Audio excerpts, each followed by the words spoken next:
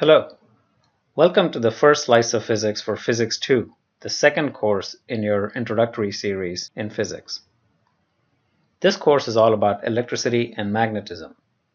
At the most fundamental level, everything we will be discussing in this course relates to electric charge.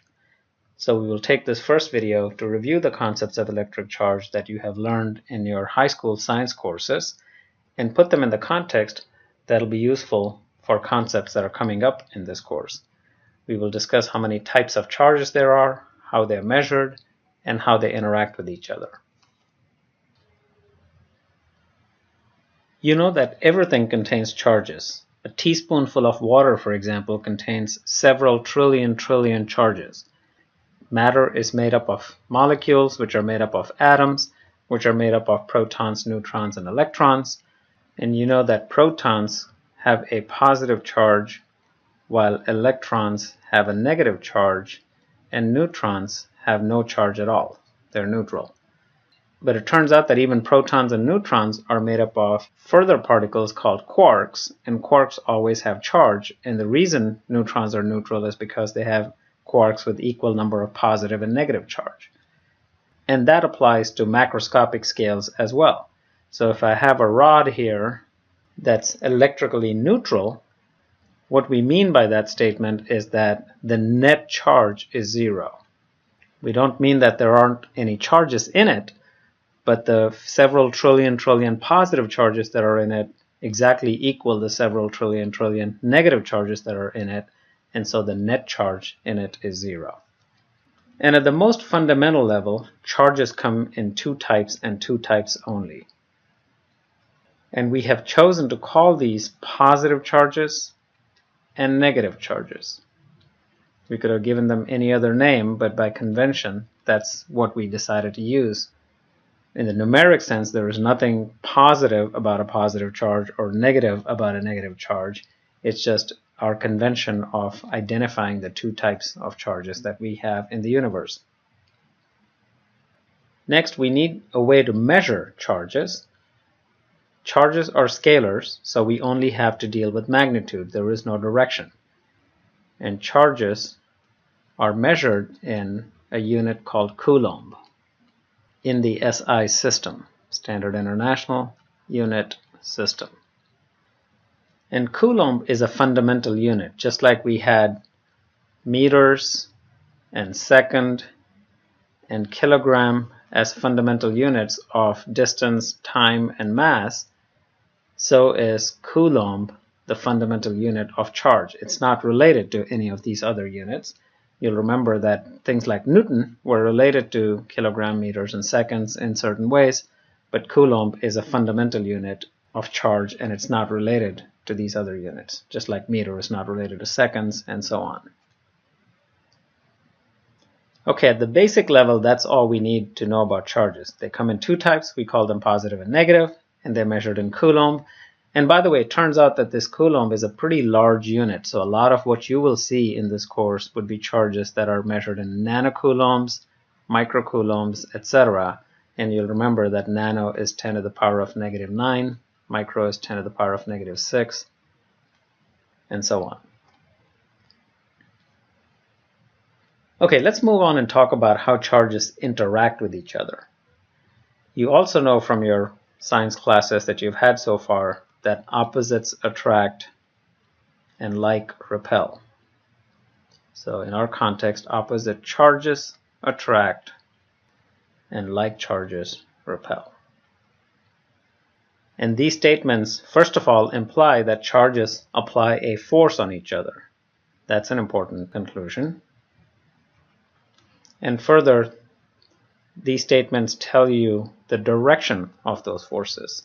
So if I have a positive charge here and another positive charge here, the force they apply on each other will be repel, so they'll push each other apart. The charge on the left will push the charge on the right to the right, and the charge on the right in turn will push the charge on the left to the left.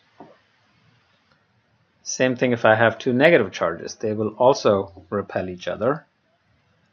But if I have a positive charge and a negative charge, the force they apply on each other would be attractive. So now the positive charge will be pulled to the right and the negative charge will be pulled to the left. Now, one of the conventions we will use in this course in representing charges is to show only excess charges in a material. So this rod that was neutral, which had equal number of positive and negative charges that canceled each other out, I show nothing on it. If I show a rod like this and I show some positives on top of it, what that tells me is that this rod has an excess of positive charge over the negative charge, so it's not neutral in total. And if I have another rod like this and I show negative charges like that, this also tells me that this rod now has an excess of negative charges over positive charges. And we use a relative convention here because I have 6 negative charge indicators and only 3 positive charge indicators.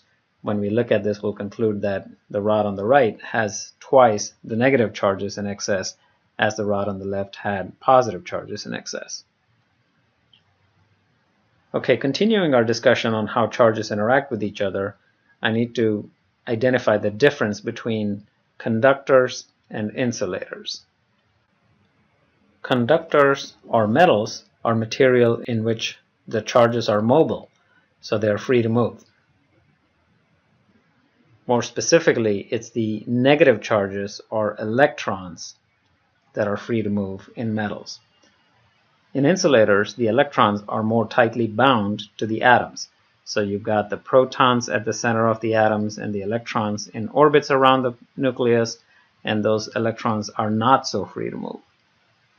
So let's say electrons are bound to the atoms. Okay, one other concept I want to introduce to you is polarization and the creation of dipoles. So if we have a metal block over here, and it's neutral in total, so I will not show any charges in it, even though it's got trillion charges, the positives and negatives cancel each other, and when they're left to itself, those charges will be uniformly distributed throughout this metal. But now, if I bring a charged rod close to the metal, so let's say I bring a rod here that's got an excess of positive charges over here, even without touching this metal, I will start changing the arrangement of charges in it. Because opposite charges attract and like charges repel, what will happen is that all the negative charges in this metal that are free to move will make a beeline and pile up as close to these positive charges as possible.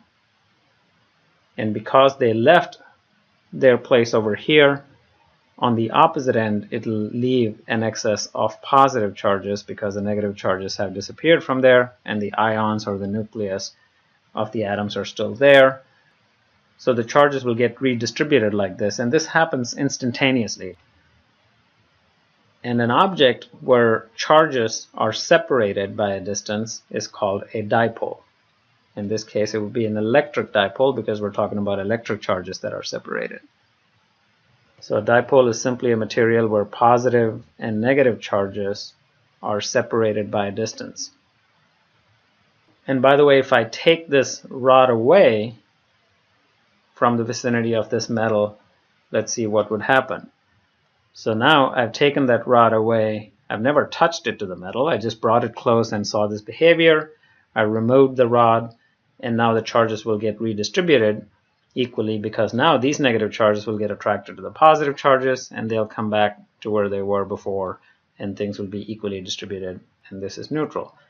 Now keep in mind, this metal block here with equal distribution of charges is neutral, and when it's become a dipole over here, it's still neutral in total. It's just that the charges are separated by a distance, which gives it certain electric properties that we will talk about in this course. And a situation like this metal, where the dipole was created based on the presence of something nearby, is called induced dipoles. The metal's dipole nature was induced by the presence of the rod near it, so this is more specifically an induced dipole. And that's different from a permanent dipole. A good example of a permanent dipole is a water molecule. As you know, a water molecule is made up of two hydrogen atoms bound to an oxygen atom. So here are my hydrogen atoms, and let's say this is my oxygen atom. It turns out that the electrons that are shared between these atoms are not shared equally. The oxygen atom holds on to the electrons a little bit more than the hydrogen atoms do, making it the negative end of the water molecule, where the hydrogen atoms are the positive ends of the water molecule, and that makes it a permanent dipole. And this permanent dipole nature gives the water molecule a lot of very unique properties, and a lot of these properties are actually important to life. The fact that water remains liquid over a wide range of temperatures, the surface tension of water, and the fact that ice floats on water, ice is less dense than liquid water, are all related to the fact that it's a permanent dipole. In this first slice of physics in your Physics 2 course, we discussed the fundamentals of electric charge.